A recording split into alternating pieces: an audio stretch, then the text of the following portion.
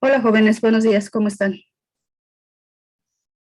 Buenos Buenos días, días. Buenos días. bien, ¿y qué tal? Bien, gracias. Bueno, tenía unos problemitas para entrar, pero ya estoy con ustedes. Lo que sé que tengo nuevos alumnos que se inscribieron en este periodo de altas y bajas, a quienes me mandaron la solicitud por correo, ya los di de alta en el Classroom, hace un momento también di de alta a uno de sus compañeros. Y quienes conozcan cambios y si ustedes los conocen, los tienen como referencia, compártanles el correo electrónico del Gmail para que me puedan contactar y los pueda dar de alta ahora sí en el aula virtual y no poder, y evitar rezagarnos hasta el último momento. La próxima semana son cambios, ¿no? También. Entonces vamos a tener ya pues listas provisionales hasta en tanto quede cerrado pues los cambios y entonces ya veremos quiénes son los que quedan definitivamente inscritos en el curso. Lo que les había dejado la sesión anterior, una lectura sobre de Eric Hobsbawm relacionada con el último del siglo XIX, se las dejé en el Classroom. Eh, Esta lectura lo que tiene como finalidad es mostrar todos los cambios o los principales cambios que vivió el mundo capitalista ya conformado como tal y mostrar algunas de las problemáticas y sobre todo los rasgos característicos que nos van a estar dando cuenta de que es una nueva etapa que está viviendo el capitalismo. Como les había mencionado brevemente la sesión anterior, el siglo XIX se le conoce también como el largo siglo XIX porque abarca la totalidad de dicho siglo y va a alcanzar los primeros 20, 25 años, los primeros 20 años del siglo XX. ¿Por qué se menciona que es el largo siglo XIX? Porque van a tener lo que va a determinar esta larga duración.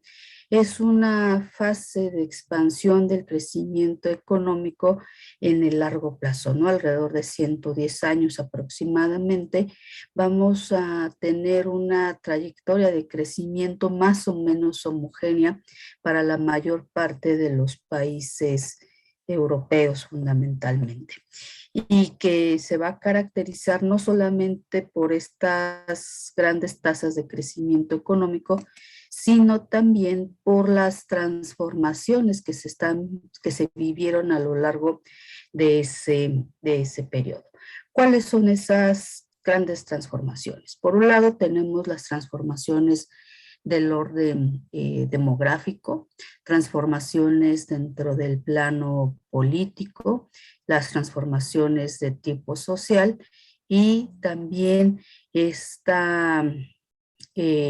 cambio de cómo está funcionando la economía.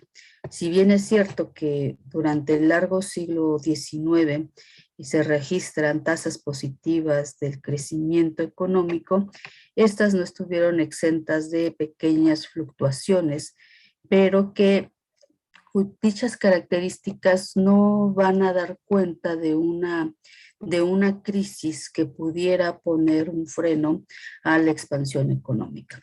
Sobre todo el siglo XIX es conocido por las transformaciones sociales que van a ocurrir, particularmente las de mediados del siglo XIX. ¿Cuáles son estas? Pues que va a ser una época en donde el crecimiento económico estuvo sostenido, estuvo apoyado gracias al esfuerzo de los trabajadores, pero que dentro de está organizado el capital y el trabajo, se comienzan a advertir una serie de efectos negativos que ponen en cuestionamiento la viabilidad del funcionamiento del sistema económico. Es decir, es la época de los conflictos de tipo social, es la época en la que el paradigma económico clásico dominado por los ingleses también se va a ir debilitando y vamos a tener emergencia o el ascenso de nuevos planteamientos de política económica, de la construcción económica que van a provenir pues de la Europa continental. Entonces lo que estamos viendo es de que ya no es únicamente el Reino Unido, la Inglaterra, la que va a estar determinando la conducción de la política, sino que van a aparecer nuevas propuestas que no necesariamente se convirtieron en las dominantes, pero que sí están cuestionando la forma en que se estaba llevando a cabo el desenvolvimiento económico. Particularmente, como les vuelvo a repetir, la forma en que se está dando esa vinculación entre la forma en que está organizado el capital y la fuerza de trabajo, ¿no? Entonces tenemos que en mediados del siglo XIX es una época de manifestaciones de tipo social por parte de los trabajadores principalmente sobre los efectos negativos que está teniendo el capitalismo en la época, ¿no? Y el cuestionamiento abierto sobre las reglas que habían impuesto los industriales de la época junto con la propia visión que tenía los distintos estados en la época. Es decir, las condiciones materiales en las cuales se está llevando a cabo la producción, la forma en que se están desarrollando, en que se están advirtiendo rezagos de los efectos negativos de las propias ciudades. Entre estos, pues el crecimiento desordenado de las ciudades, el hacinamiento de la población, la formación de los cinturones de pobreza alrededor de los centros industriales, la falta de condiciones de trabajo para el desarrollo de las actividades dentro de la industria y pues también un campo que no es la regla, no es el común denominador, pero que también algunos agricultores en situaciones de desventaja sobre están organizando la producción. Esta situación de crisis que se identifica en los años de 1848 aproximadamente, pues va a estar reforzado por todos los escritos de la época, ¿no? Van a coincidir dentro de esa temporalidad del 48 hasta los años de 1860, 1870, diversos planteamientos que posteriormente ustedes van a estudiar, que entre estos pues es el declive de la escuela clásica, de la economía política clásica, el ascenso de otros paradigmas como el socialismo científico, el planteamiento realizado por los socialistas franceses, los ingleses fundamentalmente, y otras opciones que se alejan de esa hegemonía que tuvo la economía política clásica, como es el historicismo alemán, que no es solamente una visión que va a abarcar dentro del plano económico, sino que tiene una transversalidad entre otras disciplinas incluidas pues la ciencia política o el derecho, por ejemplo, ¿no? Entonces hay una efervescencia no solamente social, sino también de distintos planteamientos de cómo hacer llevadero el funcionamiento del sistema capitalista sin cuestionar la relación fundamental que quedara en una situación de desventaja para dar paso a nuevas alternativas, sino que está mostrando cómo los distintos países europeos y también ya aquí ya tenemos una presencia importante, sobre todo en el último cuarto del siglo XX, del siglo XIX, del ascenso de la economía norteamericana. Entonces, cada región, cada país está buscando nuevas alternativas que le permitan seguir en esa búsqueda de la ganancia y de maximizar los beneficios, no solamente a partir de un razonamiento de tipo empresarial, de tipo económico, sino que también está involucrado el Estado, porque le atañe una serie de elementos que no solamente corresponden dentro de esta esfera económica, sino que tienen que ver con la estabilidad de la sociedad. Entonces tenemos un pensamiento que, como les decía, el de la economía política clásica, que en el 48 se comienza a debilitar, pero con la alternativa que van a presentar los socialistas científicos, los utópicos y los propios movimientos anarquistas, y finalmente pues la llegada de del historicismo alemán, pues van a dar cuenta de que es necesario modificar la política económica. Y a diferencia de lo que había ocurrido anteriormente, en donde los ingleses eran quienes encabezaban estos procesos de transformación, pues les va a tocar prácticamente a las sociedades europeas, a los gobiernos en lo individual, estar creando y recreando las políticas que sean necesarias para asegurar la estabilidad social y poder asegurar pues el funcionamiento de las fuerzas productivas sin modificar de manera sustancial el, el desarrollo del capitalismo. ¿A partir de qué? Pues del reconocimiento de derechos, de obligaciones por parte de los trabajadores, de los propios patrones, del papel que desempeña el Estado en una intervención gradual, pero no la dominante dentro pues de toda la organización del funcionamiento capitalista, ¿no? Le va a tocar un papel más de un Estado regulador, pero no con una que pudiéramos identificarlo como el nuevo dirigente de la economía a partir de las normas, ¿no? Sino de crear condiciones de certidumbre, asegurar derechos de propiedad para mantener los capitales y la iniciativa empresarial. Hay un cambio respecto a lo que se está produciendo dentro de la época, ¿no? Hay una aparición de nuevos productos, de innovaciones, de la llegada de nuevas industrias que están transformando la forma en la que se estaban haciendo las cosas, pero también del surgimiento de nuevos productos y que se va a ir afianzando de manera paulatina en el último cuarto del siglo XIX.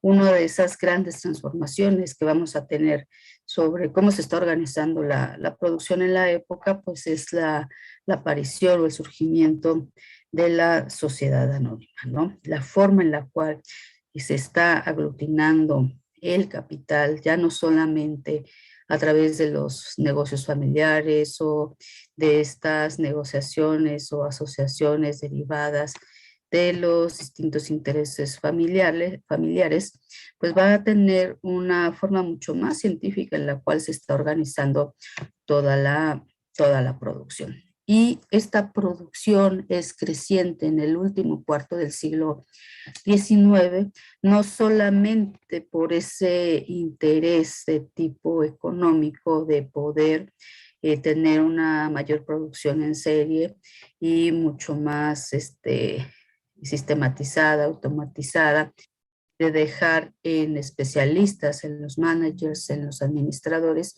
la organización de la empresa. Tiene que ver pues con esa propia expansión del capitalismo que se va a vivir en la época, no solamente por un poder de compra incrementado de la población, sino que va a ser gracias a la expansión, a una nueva expansión territorial de los países más desarrollados de la época hacia otras regiones. Es decir, la ampliación del tamaño del mercado va a ser fundamental o decisiva para que los empresarios se reorganicen de manera distinta respecto a cómo estaban llevando a cabo la producción. Como ustedes saben, las rutas comerciales, tanto para la salida de los productos como para hacerse de los insumos, son fundamentales dentro de este proceso de crecimiento y de expansión económica que están viviendo las sociedades. El comercio, pues, es una actividad económica fundamental que es universal, independientemente de la época en la que se desarrolle, del sistema económico en la cual se esté alineando una economía.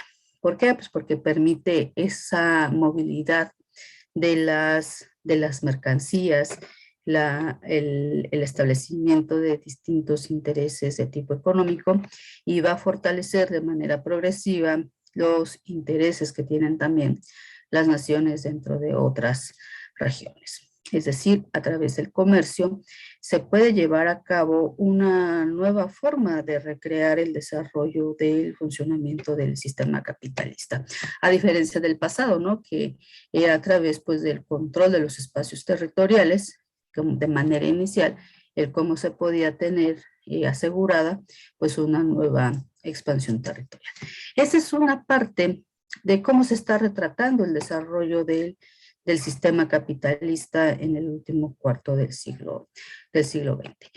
y que va a permanecer hasta el inicio previo de la Primera Guerra Mundial. Pero también los países europeos, las principales coronas europeas, van a desarrollar un proceso de expansión también territorial y del control de todo lo que es la estructura económica y de la riqueza que tienen otras naciones o otros espacios territoriales que no tienen el nivel que los países que que van a ejercer una acción de dominio, ¿no? Y que vamos a tener pues una expansión territorial también realizada por la fuerza y que se va a concentrar en aquellas regiones o zonas en donde la riqueza de los recursos naturales es fundamental para la transformación de estas dentro de las industrias de los países más desarrollados. Y no solamente la parte de estos recursos naturales, sino también la cuestión que tiene que ver con la fuerza de trabajo, ¿no? El último cuarto del siglo XIX y los primeros años del siglo XX tienen que ver con la aparición de una explotación de la fuerza de trabajo a través de la figura del esclavismo, que si bien es cierto, no es nueva, sí va a tener algunas características que van a permitir ejercer una nueva forma de dominio dentro de los espacios, dentro de los nuevos espacios, a efecto de lograr ese aprovechamiento de la riqueza de los propios países. Entonces prevalece esa forma de explotación y también aparece otra nueva, ¿no? La expansión que realizan sin intervención directa, pero a través del establecimiento de regiones estratégicas que van a permitir tener un control sobre otras regiones, ¿no? A través de la creación de los protectorados, por ejemplo, ¿no?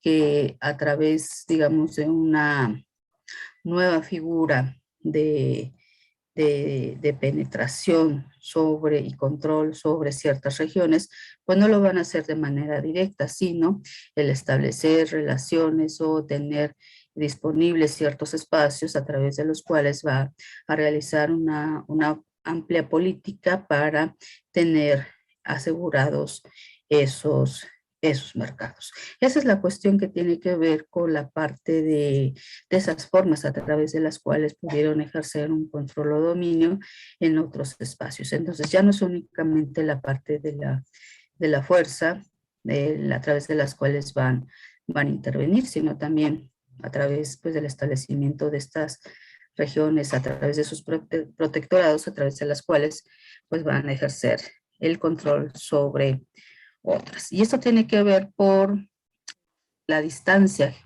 geográfica que existe entre pues, las distintas coronas europeas hacia pues, los territorios de África o asiáticos, ¿no? Que, como ustedes bien saben, dentro de lo que es el tiempo, la temporalidad y el desarrollo del sistema de comunicaciones y transportes, pues prácticamente no se tiene una comunicación, digamos, en tiempo real, ¿no? Entonces también la forma en la cual se realizan o se llevan a cabo estas nuevas relaciones están determinadas también no solo por los recursos que tengan disponibles, sino también por los medios que para la época se contaban.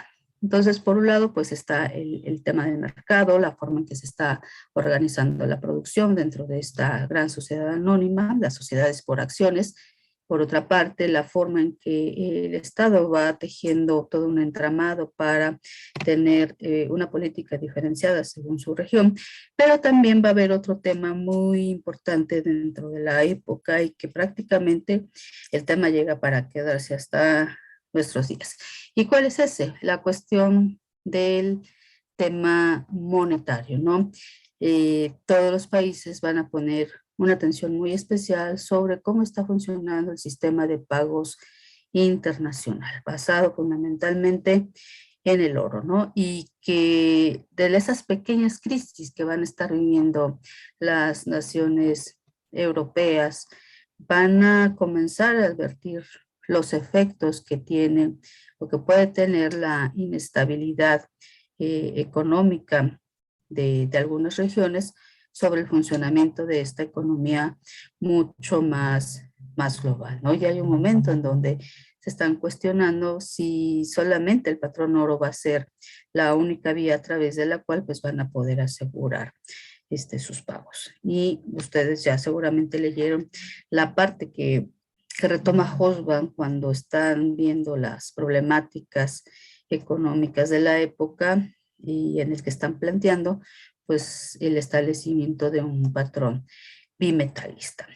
Cuando se hace una modificación o el planteamiento de la introducción de un nuevo sistema de pagos internacional, no solamente tiene que ver con la necesidad, ¿no?, de poder asegurar o solventar los gastos inmediatos, sino también tiene que ver con el propio financiamiento que va a tener el Estado y del capital que van a disponer los empresarios. Tiene que ver también sobre quiénes son los que pueden resultar beneficiados de un patrón bimetalista o de las ventajas o fortalezas que puede mantener el actual, ¿no? Y eso es lo que Eric Hobsbawm está también estudiando y analizando sobre esas perspectivas, ¿no?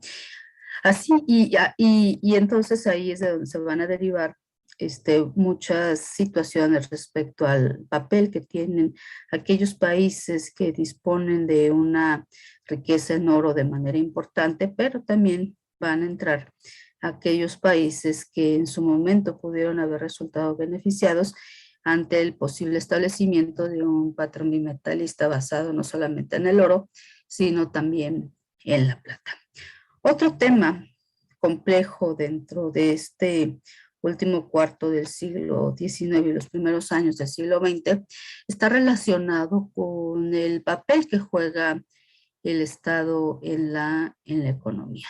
Ya les había mencionado la sesión anterior que este último cuarto va a coincidir con el ascenso de la escuela neoclásica, alimentada por sus tres corrientes, la inglesa, la francesa y la austriaca. Pero en la parte que nos interesa aquí rescatar es el papel que le da el Estado, ¿no? De un papel que no interviene de manera directa ni en la producción ni en la distribución, es decir, va a dejar en manos de este mercado el funcionamiento de la economía. Entonces, todo lo que está ocurriendo en el funcionamiento del sistema económico de las distintas naciones va a estar sustentado en una política por parte del Estado de no intervención únicamente en esta cuestión de asegurar los derechos de propiedad fundamentalmente, ¿no?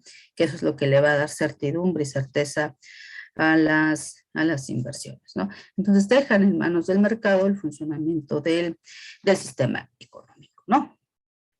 Y esa estrategia de no intervenir directamente en la economía les va a permitir a muchas naciones que están en mejores condiciones estructurales y con disponibilidad de recursos, pues de seguir reforzando su participación, no solamente dentro del mercado nacional, ¿no?, sino también de fortalecer su presencia o de llegar a nuevas regiones con capital de manera específica hacia actividades que son del auge económico de la época. ¿En dónde se van a concentrar estos capitales, además del comercio, ¿no?, que es la base sobre la cual se está ampliando el crecimiento económico de la época? Se van a ir fundamentalmente el capital europeo, dentro del propio continente europeo. Las inversiones van a fluir también hacia América Latina, en algunas regiones de Asia y también en Estados Unidos, ¿no? ¿Hacia dónde va el capital? Pues se va hacia la industria eléctrica, se va hacia la industria petrolera, se va hacia textiles también, que es, digamos, la actividad económica clásica, se va a ir también al desarrollo del sistema del bancario y crediticio de esos años, y que va a ser parte importante para fondear los proyectos en otras regiones, los proyectos industriales o el crédito para poder emprender alguna empresa. No es tanto el crédito hacia hacia el público, ¿no?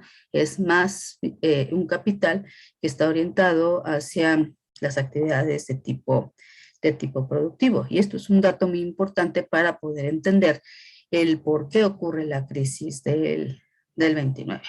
¿Hacia dónde más se va este capital que se está amasando durante esta época? Se va a ir también a los transportes, y los transportes de la época, el que es por excelencia, es el ferrocarril, ¿no? Entonces, lo que están ustedes viendo con estos ejemplos es que el desarrollo de la actividad económica no solamente tiene que ver con lo que se está produciendo dentro de la industria, sino se están completando circuitos relacionados con la suficiencia en el abasto de materias primas, con el aseguramiento de rutas comerciales, de mercados y también de otros elementos que son necesarios para la expansión económica, ¿no? El desarrollo del sistema de comunicaciones y transportes, ya en esa época ya tenemos el telégrafo y como les había dicho, pues también la industria eléctrica y también el petróleo, que son industrias que van a favorecer no solamente las comunicaciones, sino también las fuentes de energía que les van a poder asegurar el funcionamiento de la economía y que va a traer aparejado pues también el desarrollo de nuevos hábitos o costumbres y que van a incidir dentro del consumo, ¿no? Esa es la parte generalizada de cómo se está viviendo el crecimiento económico en esa época. Pero también lo que se advierte es que esa expansión económica pues es dispareja, ¿no? Quienes van a tener ese capital pues van a resultar beneficiados pues por los rendimientos o las ganancias que van a obtener a partir de la creación de estas nuevas industrias, pero no va a incidir de manera importante conforme a la evidencia empírica respecto al progreso o al desarrollo de sociedades menos favorecidas, ¿no? Va a haber, va a aparecer un rasgo muy distintivo relacionado con la dependencia que van a tener los países respecto al financiamiento proveniente de ellos, ¿no? Y durante este periodo también está surgiendo otra, ¿no? Los Estados Unidos. Estos Estados Unidos que pues tienen su origen dentro de la formación de las 13 colonias que ustedes conocen y que inician desde la costa oeste hacia el este. Es decir, van a tener en primer término una expansión territorial de, de un crecimiento poblacional muy importante y que, digamos, su punto de partida va a estar relacionado pues con esa división de la tierra, la apropiación de la misma por todo el territorio que actualmente conocemos, la forma en que se van conformando los distintos estados para poder ir organizando ese espacio económico. Entonces, como nos señalan las teorías clásicas del crecimiento, uno de los factores del crecimiento económico de las sociedades es el territorio. Y los Estados Unidos tenían ese territorio no solamente para ser habitados, sino también era un territorio que tenía recursos naturales que le podían satisfacer las necesidades inmediatas y podían desarrollar pues, la actividad agrícola, ganadera y que podían proveer insumos a una industria naciente, una industria que surge de la propia iniciativa individual, que no es necesariamente financiada o soportada en su totalidad por el propio Estado. Entonces cuentan con un vasto territorio, una población creciente y también cuentan con los recursos para poder emprender inversiones de tipo productivo. Además de la ventaja que le ofrecía la zona del Alto California, que era rica en oro, ¿no? Y también pues la disponibilidad de otros metales no preciosos que contribuyen al desarrollo y a la expansión de la industria. Entonces, a muchos historiadores señalan, Estados Unidos tiene una política de corte aislacionista. Sí, sí la tiene, pero porque está ocupándose de su propio desarrollo interno, ¿no? De la formación del mercado nacional a partir de los recursos con los que cuenta, ¿no? Y ya cuando tenemos el término del siglo XIX y los primeros años del siglo XX, pues hay un país que tiene toda una infraestructura que le permite no solamente satisfacer necesidades internas, sino ser competitiva a nivel internacional. Esta política de aislacionismo que tienen los Estados Unidos no significa la ruptura o la no existencia de relaciones con el exterior, al contrario, va a mantener pues un contacto comercial importante, principalmente con el Reino Unido, ¿no? Y se va a convertir con el paso del tiempo, ya cuando estamos en el periodo previo a la Primera Guerra Mundial, en que es uno de los países que le provee los alimentos a, a Inglaterra, ¿no? Entonces ahí ya podemos ver que están cambiando los equilibrios dentro de los países. Teníamos una Inglaterra que en su pasado pues siempre fue dependiente de los alimentos provenientes del exterior, pero pues tenía un trato de tipo colonial, ¿no? Mayoritariamente. Pero pues ya en esta época pues Estados Unidos es independiente con una industria plena, con un campo muy organizado, muy desarrollado y que se convierte pues en un exportador de alimentos para Europa, fundamentalmente el Reino Unido, pero también se está convirtiendo en un exportador de capitales. Y dicha posición va a verse reforzada durante la Primera Guerra Mundial. ¿Vamos claros hasta ahí, jóvenes? Sí, maestra. Sí, maestra. ¿Algún comentario de aquí o alguna? Bueno, yo tengo una duda. A ver, Creo que escuché mal, pero dijo una palabra que me, me dio duda. Yo escribí algo como guionistas, algo así, algo con G, antes de lo que dijo de lo de que Estados Unidos era una gran inversión. aislacionista, una política Esa misma. de ¿Cómo? aislarse. Ya, ay. O sea, voltea hacia su interior para construirse como nación en términos del tema económico. Ya, sí, esa Sí, misma.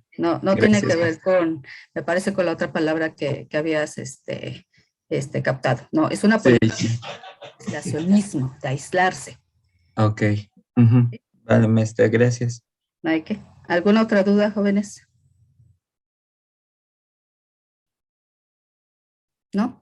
Ok, entonces lo que estamos viendo en esta síntesis muy apretada que les estoy haciendo de diversos elementos, de lo que nos va a dar cuenta es que es de la transformación de las relaciones económicas que se dieron a nivel global. Es decir, tenemos países, naciones, coronas, imperios, sobre todo, que están buscando no solamente su lugar dentro de este contexto internacional de las naciones, sino que están buscando también la manera de seguir manteniendo viable al sistema capitalista como la forma dominante a través de la cual pues van a lograr una expansión económica importante. No se está viviendo en una época en donde sea creciente la igualdad. Al contrario, se están reforzando esas relaciones que ya vienen del pasado, determinadas por las alianzas realizadas entre las distintas coronas, los distintos reinos, a partir de lazos de parentesco. No es solamente el arte de la diplomacia lo que está determinando ese acercamiento que van a tener algunas naciones. Y por otra parte, también ese acercamiento que tienen los países, pues se da en diferentes condiciones. Es decir, muchos de estos países, estas coronas europeas, mantienen esta vinculación o relación con otras sociedades que fueron colonias en algún momento, pero que en el siglo XIX, a principios del siglo XIX, el siglo XVIII, pues tuvieron modificaciones en esas relaciones, ¿no? Ya sea por que algunas regiones alcanzaron su independencia política, pero mantienen esa relación de dependencia sobre el tema económico. De que hay una expansión territorial, una expansión económica hacia nuevos espacios para asegurar este mercado. Y en donde no van a establecer esos dominios totales, tiene mucho que ver porque se van a encontrar en regiones en donde también tenemos otras formas de organización bajo la figura también de imperios que también provienen de épocas anteriores y que al igual que los estados europeos pues tienen determinado su propio territorio, que tienen un propio ejército que va a ser la defensa de esas fronteras naturales o de las fronteras determinadas por acuerdos que tienen una estructura económica propia. Entonces, los países europeos no siempre van a llegar necesariamente con el ejército para ocupar por la fuerza los mismos. Al contrario, van a establecer una política una política exterior en donde reconocen la existencia de otros monarcas, de otros reyes, y que los van a reconocer como tal y en aras de buscar esos espacios comerciales. No en vano se le señala la época como la época del imperialismo, no solamente en estos términos de tipo marxista de la conformación de imperios y de una nueva forma del capitalismo, sino que tiene que ver que no solamente va a haber una vinculación entre las principales coronas europeas hacia donde fueron sus dominios o donde son sus dominios, sino también de que tienen que enfrentarse también a la existencia en otras regiones con homólogos o equivalentes respecto al trato que tienen también en Europa, ¿no? Entonces, esta figura de los imperios es muy importante porque se reconoce un nuevo lenguaje y que dentro de esta apertura que tienen las coronas europeas hacia el exterior, pues están involucrando a otras regiones y que esto hace mucho más complejas las relaciones entre los distintos países. No es solamente en el cómo a través de la diplomacia se va a establecer la comunicación, sino que pueden ofrecer esos vínculos de forma bilateral o multilateral para el beneficio de ambas coronas, ¿no? Entonces vemos una sociedad que en su conjunto a nivel global, que está más vinculada, que está interrelacionada, que el funcionamiento del sistema económico sí es importante, pero también la política juega un papel sin duda también destacable en la forma en que se va a dar la organización económica, ¿no? Ustedes al final del capítulo de Hobsbawm tienen todo ese resumen sobre cuáles son los rasgos del capitalismo, ¿no?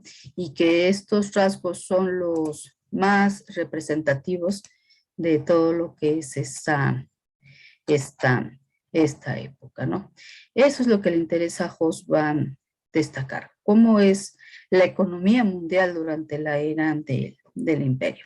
Y que tiene que ver, el primero, como ustedes ya lo notaron, esto viene en la tercera sección del capítulo, es la base geográfica, ¿no? Que es mucho más amplia que antes. Es decir, geográficamente esta expansión económica que se está viviendo ya no queda inscrita únicamente dentro de la propia Europa o algunas zonas del continente africano o en América Latina, ¿no? Sino que es mucho más amplia y que no solamente es, digamos, esta parte territorial en el vacío que represente el mercado, sino que tiene que ver con el incremento del tamaño de la industria y de los procesos de industrialización que se vive, ¿no?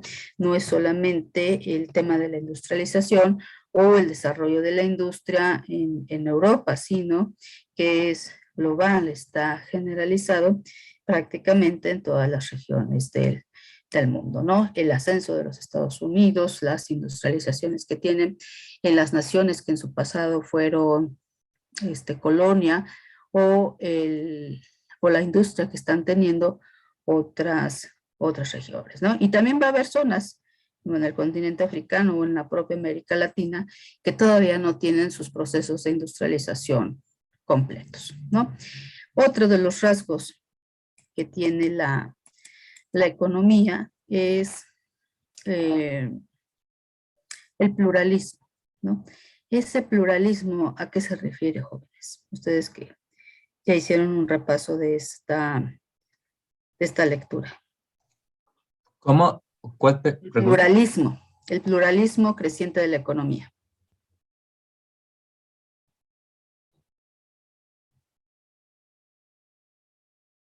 Tiene que ver con lo que les acabo de mencionar.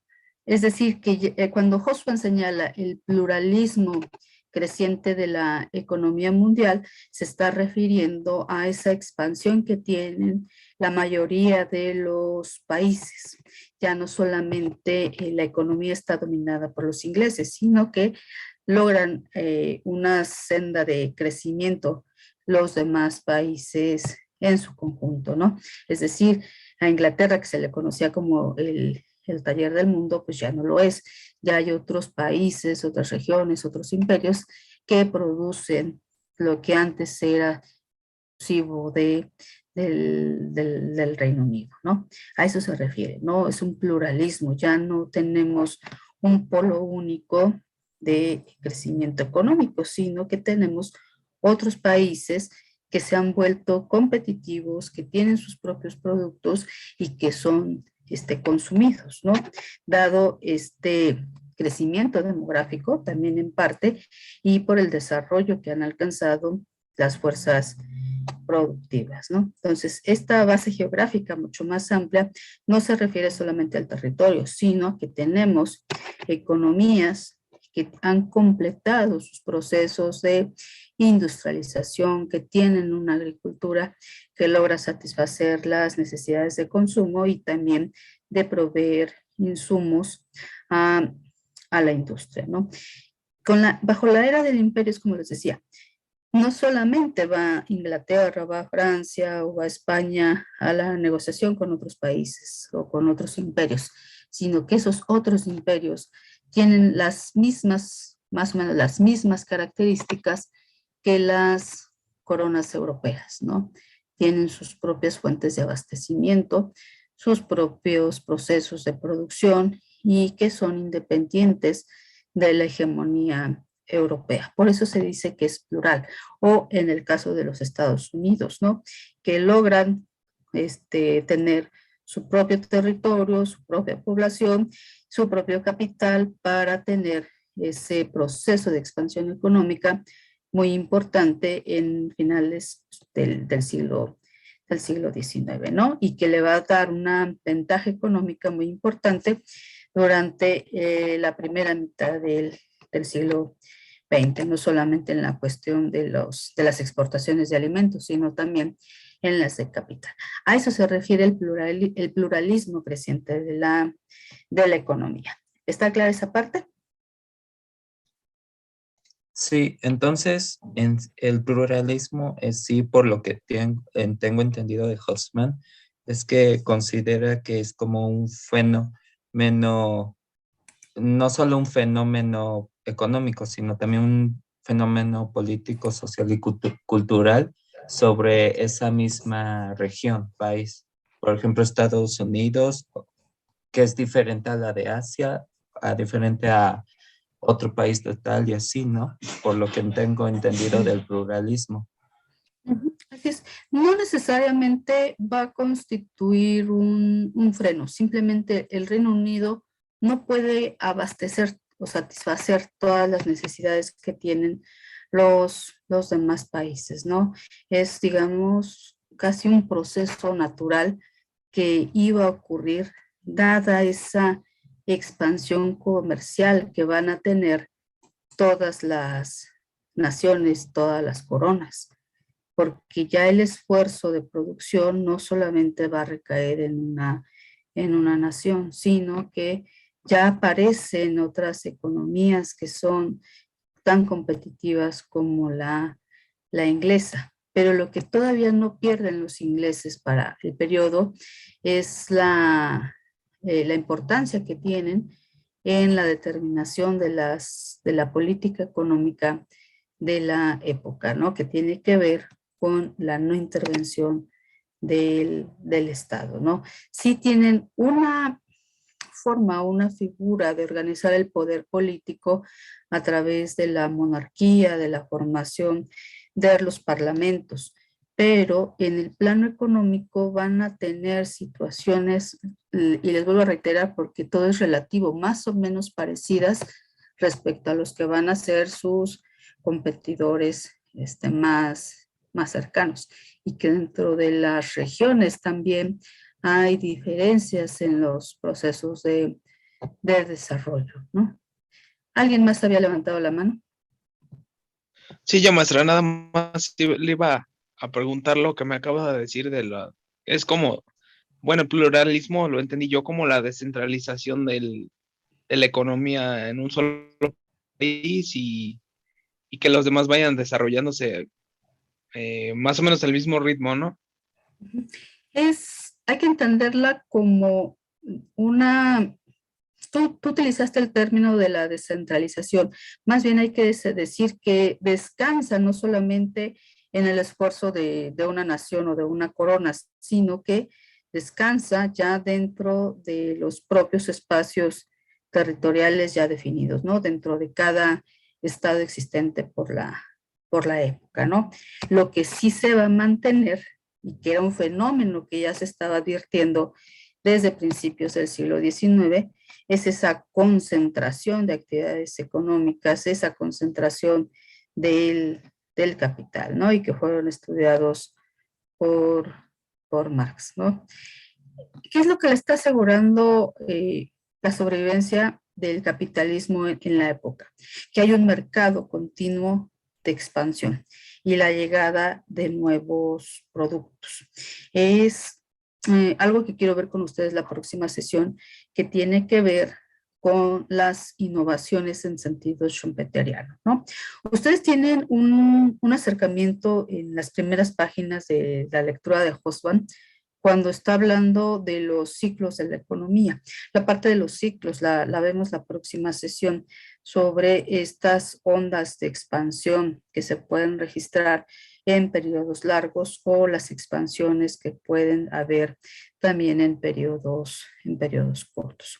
Estas fluctuaciones o estas ondas de expansión a lo largo del tiempo, hay algunos estudiosos, o hubo algunos estudiosos como Schumpeter, que va a tratar que explica bastante bien qué es lo que permite asegurar unas expansiones muy amplias o tener también algunas situaciones de estancamiento muy profundas, ¿no? Y las asocia al tema de las innovaciones, es decir, cómo le va a hacer cada estado para poder cortar esas fases de depresión económica y poder recuperarse de manera pronta, ¿no? Ahorita lo que quiero ir es ese reconocimiento general de la situación de la economía durante la época. Ahora sí empecé al revés, ¿no? Con la parte general y después nos vamos a centrar en estos elementos que relacionados con el crecimiento económico y sobre las respuestas a las crisis económicas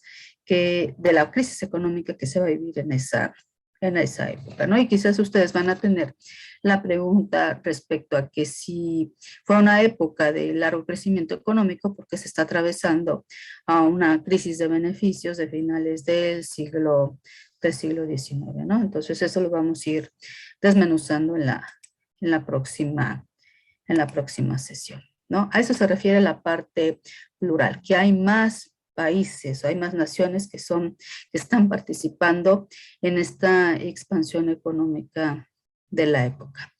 Otra de las características que va a tener la economía durante la época va a ser la revolución tecnológica, como la denomina Hobsbawm, ¿no? En esta época, pues se va a incorporar o alguno de los progresos materiales más tangibles de la época, pues va a ser el teléfono, la telegrafía sin hilos, el fonógrafo, el cine, el automóvil y el aeroplano, ¿no? Y aquí lo que hay que destacar es que el invento no solamente queda para la industria, sino que se va incorporando de manera paulatina también a la vida doméstica, al día a día de las familias, ¿no? Otros, por ejemplo, de los cambios, es el que ya fabricaban, existía la aspiradora y también los cambios tecnológicos pues van a revolucionar otras áreas, ¿no? Como en el campo de la medicina, la aspirina, ¿no? Entonces, esas transformaciones tienen que ver con el desarrollo del conocimiento y su aplicación en la vida, ¿no? No solamente dentro de la industria, sino también en la vida cotidiana. La existencia de nuevos materiales, la creación de nuevos procesos, ¿no? Y que eso implica las inversiones que se vayan a desarrollar, que se vayan a hacer en la investigación y desarrollo. Por eso es muy importante ver que la expansión que se da dentro de las economías en cualquier época no solamente tiene que ver con segmentos de mercado, sino con qué se está llegando a estos mercados. Es cierto que el automóvil es una innovación muy importante, pero no todos los países tenían condiciones para fabricar el automóvil, ¿no? O el tema de la aspiradora, ¿no? Hay países que ya tienen la electrificación prácticamente en todas las ciudades, incluso en lo que es el campo, pero va a haber ciudades en otros países o dentro del mismo país que todavía no tienen desarrollada su industria eléctrica, así como ocurrió con el transporte ferroviario. Quienes fueron pioneros y lograron asegurar las inversiones para el tendido del férreo y la locomotora, pues resultaron los más exitosos en términos de aprovechar los costos bajos que ofrecía este transporte, a diferencia de aquellos países o regiones que no tenían la posibilidad de implantar el ferrocarril y tenían que hacer el traslado de manera tradicional al lomo de mula hacia los puertos o hacia las ciudades, o tener las diligencias que no obtienen pues la velocidad que el ferrocarril, y que esto a final de cuentas se refleja en los costos, ¿no? Entonces, por eso es muy importante cuando se hace el estudio de las sociedades, no solamente ver qué es lo que está fabricando, sino con qué instrumentos, con qué medios, cuáles son las condiciones que tienen para poder llevar a cabo la producción o la distribución o el cómo se está realizando el consumo, ¿no? Entonces es una época muy importante en esta cuestión del desarrollo de las innovaciones, ¿no? Comentarios hasta aquí, jóvenes, de estas características que tiene la economía. Ya vamos en la tercera. No. Okay. La cuarta, como ya se los había mencionado, es el surgimiento de la sociedad anónima, de la gran empresa, ¿no? Que va a concentrar el capital y los medios necesarios para poder producir y gestionar todo lo necesario para esta creación de los nuevos productos. La quinta característica tiene que ver con ese cambio en el mercado de los bienes de consumo, ¿no? A raíz de las innovaciones, a raíz de la aparición de las nuevas industrias, del crecimiento demográfico, de la ocupación ya de manera importante de la fuerza de trabajo también en estas industrias al desarrollo de la industria de la publicidad, pues tenemos un cambio importante en lo que se consume y una mayor variedad de productos para el consumo, ¿no? Y una diferenciación, por supuesto, también de los precios. Alberto, ¿quieres participar? Profesora, esta sociedad anónima en las empresas se da porque las empresas no quieren que el Estado intervenga en ellas o porque... Son las mismas necesidades que tiene la industria.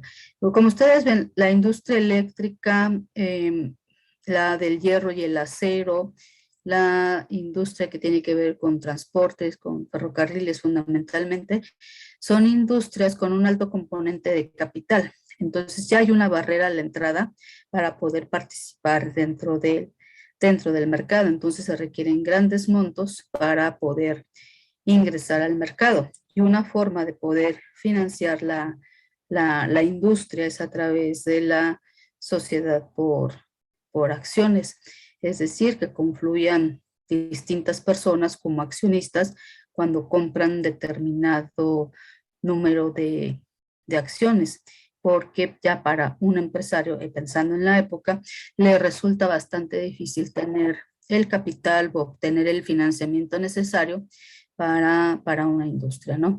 Este es el ejemplo de lo que ustedes más tarde van a conocer como barreras a la entrada, porque tienen una composición, se les dice, tienen una composición orgánica del capital muy alta, es decir, se requieren altas cantidades de dinero para poder entrar. No es lo mismo poner ese establecimiento fabril de principios del siglo XVIII al establecimiento del desarrollo de la industria petrolera de finales del siglo XIX, por el tipo de herramientas, instrumentos, del conocimiento que deben de tener los operarios. Va más allá de esa cuestión del Estado.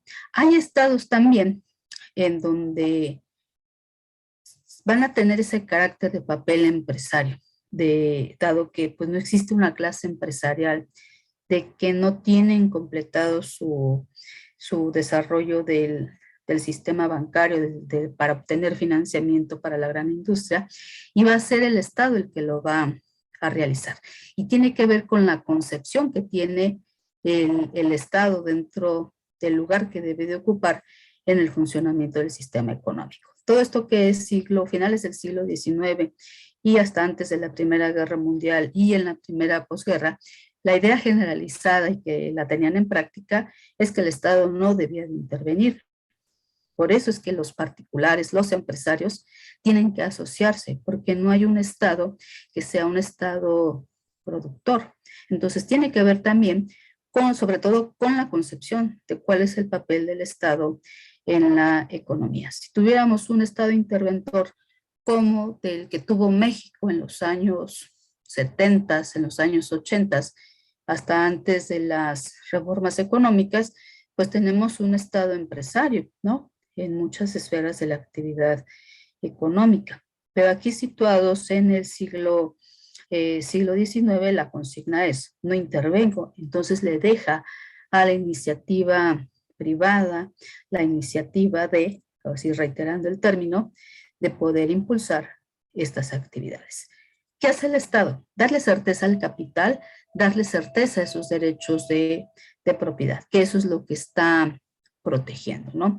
Va a proteger las inversiones que llegan, está protegiendo el interés económico de los industriales, pero en beneficio finalmente de la sociedad es un conjunto, ¿no? Es la manifestación a ultranza del planteamiento de Smith cuando él señala que al obtener el beneficio individual voy a tener un beneficio también para el grupo en su conjunto, ¿no? Ya sea dentro de esta participación de la producción o dentro de la socialización de este beneficio, porque voy a tener disponibles estos medios para acercárselos a la población en general. Por eso les decía, hay una serie de innovaciones que no solamente se quedan dentro de la industria, sino que llegan a la vida cotidiana de las personas. ¿no? Por eso es que no tenemos un estado productor o un estado interventor sobre la toma de las decisiones. El marco normativo es importante, pero no, el Estado no tiene ese papel de ejecutarlas directamente como lo estaban haciendo los empresarios. ¿Sí? ¿Alguna otra duda o pregunta que tengan, jóvenes? No. Ok, gracias. Ahora, ¿qué otro cambio hay en la economía? Tradicionalmente estuvimos hablando del sector primario, del sector agropecuario y del sector industrial. Como ustedes ven, ya aquí hay una cantidad de bienes, la aparición de nuevas industrias, de una formación de una sociedad de consumo mucho más amplia, gracias a esto del tema de la industria de la publicidad y de la publicidad impresa o de la publicidad que presentaban en los cines. Por eso los cines eran muy importantes, no solamente para ver la película o el intermedio, sino porque eran los espacios propicios para llegar a sectores de la población más amplios y que mostraran estos nuevos productos que se estaban creando. Otra, ¿qué es lo que está pasando con esta conformación de tipo sectorial? Que aparece el sector terciario de la economía, tanto público y privado. Van a aumentar el empleo público, los trabajos que se realizan de oficina en oficinas gubernamentales, y también vamos a tener un incremento de empleos dentro de la parte comercial, ¿no? En las tiendas, en el ofrecimiento de otros productos que no están transformando una materia prima, pero que el servicio que están ofreciendo facilita ese acercamiento de las mercancías. No es, digamos, la producción de un bien, sino la creación de los servicios para poder obtener esos bienes que se están obteniendo. Es, digamos, un nuevo tipo de mercado que está apareciendo, que es necesario, pero que no está transformando de manera directa la industria, ¿no? Entonces también tenemos pues este cambio, tanto del lado público como del privado. Y es una época cuando se ve el empleo público, en donde ya se está ampliando pues la base de los funcionarios públicos y que obedece a esa expansión económica y que de la cual también se tiene que ir ocupando el propio Estado para regularla, ¿no? Tiene más áreas de intervención, no solo por el hecho de que hay una mayor cantidad de actividades económicas, sino porque el Estado tiene que garantizar esa calidad o ese servicio que van a estar ofreciendo los empresarios, ¿no? Y ahí Hosban en su lectura pues les está presentando las cifras del empleo público. Y como ven, todas estas características pueden ser mucho más claras cuando estamos pensando en países que tienen un progreso económico mucho más importante respecto a otras regiones u otros países. Y la última característica que señala Hosban es la que tiene que ver, y la plantea él en estos términos, la convergencia creciente entre la política y la economía. Es decir, el papel que tiene el gobierno y del sector público, ¿no? Vemos que esa creciente economía no ocurre dentro de un vacío institucional, sino que va de la mano junto con lo que permite el propio Estado. El tema político y el económico van de la mano. No hay un un alejamiento, sino que tiene que haber una convergencia respecto a cuáles son las acciones de la política que están planteando el gobierno y cómo se está dando el desenvolvimiento en la economía. Cuando Hobsbawm está planteando este elemento, hace una cita muy que llama la atención, ¿no? Dice, mientras que el papel estratégico del sector público podía ser fundamental, su peso real en la economía sigue siendo modesto, a pesar de los cada vez más numerosos ejemplos que hablaban en sentido contrario, como la intervención del gobierno británico en la industria petrolífera de Oriente Medio y su control de la nueva telegrafía sin hilos, ambos de significación militar.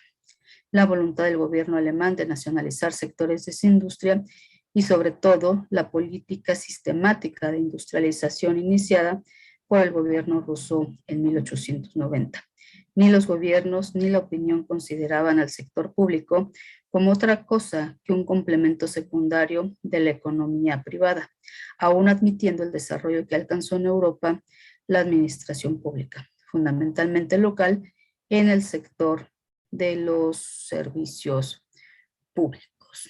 Es decir, el mismo crecimiento económico que tienen las naciones en su conjunto no tiene que ver solamente con esta idea que pueden tener los empresarios de esa búsqueda del beneficio para ellos mismos, sino que tiene que estar alineada a un planteamiento de política económica de la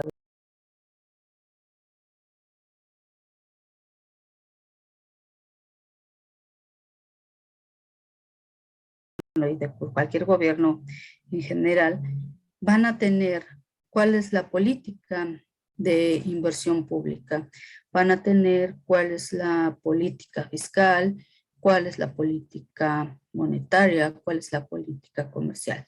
Y a partir de ese diseño de la política es como les vamos a establecer también límites a la intervención o no intervención de los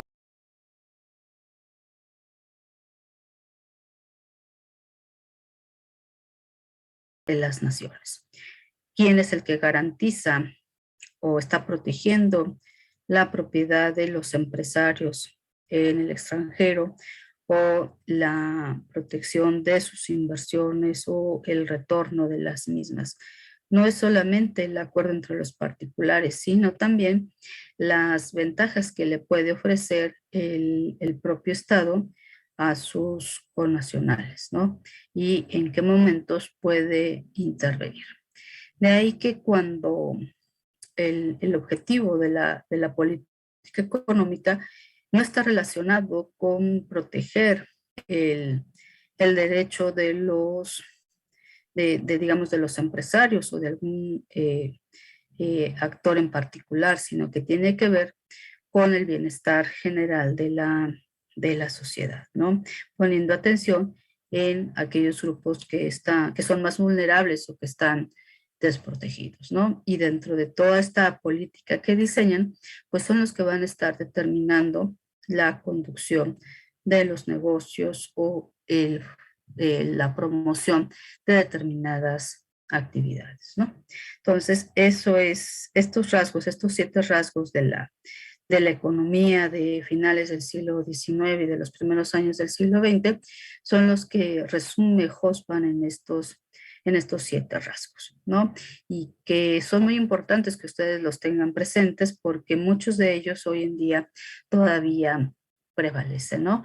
No solamente es lo que tiene que ver con el mercado en términos de la producción, sino también de todos aquellos elementos que son necesarios para poder tener esa certidumbre y certeza de cómo se tiene que llevar a cabo la política la política económica en su conjunto, ¿no? Y que no es solamente el elemento económico el que está determinando el tipo de relaciones que se está dando, ¿no?